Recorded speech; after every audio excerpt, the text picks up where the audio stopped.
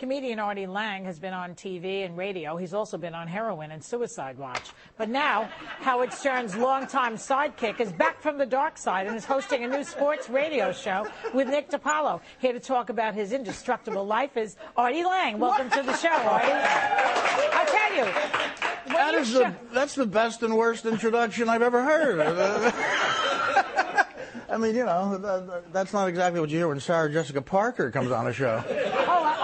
Au contraire, Artie. That's her exact intro. You know, listen, let me tell you something. I wish I could argue with any of it. I know, exactly. It sucks when it's like, oh, wait, that's true. Well, you have a lot Well, of good fans. to be here, Joy. You have a lot of fans here. I know, this is the nicest. Well, that's the thing about Howard. Like, he's... Howard? Who's Howard? Howard Stern. Oh, Howard Stern.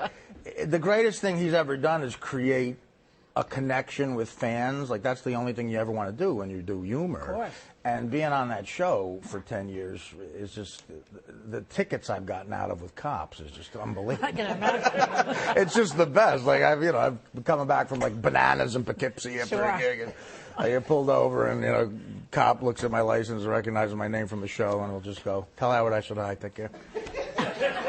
I literally could have been smoking crack. Like, take care. Now, what is this about a suicide attempt in 2010? What was that about? Well, it wasn't really a suicide attempt. It was more just an attempt to try to get some rest. Honestly, like it was a little bit misconstrued. I'm writing a book about it right now, and it's hard to explain. I was tired, and I wanted to get some rest, and I thought if I lost enough blood, I'd get some rest. That's true, you would. And I never thought about what would happen like later. Like, you know, I'm not good at planning ahead.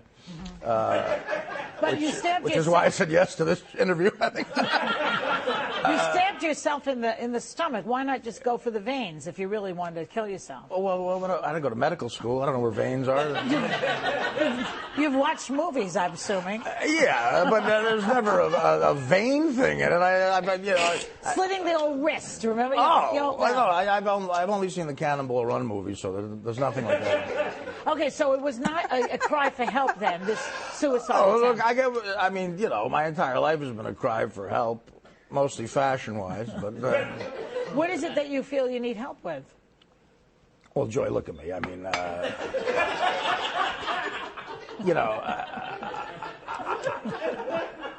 I'm in show business, and I look like, I'm here to fix the cable. I was brought up Roman Catholic. I just don't, I want to believe in God. I do. I wish, but, you get that feeling of, I'm just afraid of not believing in God because of hell.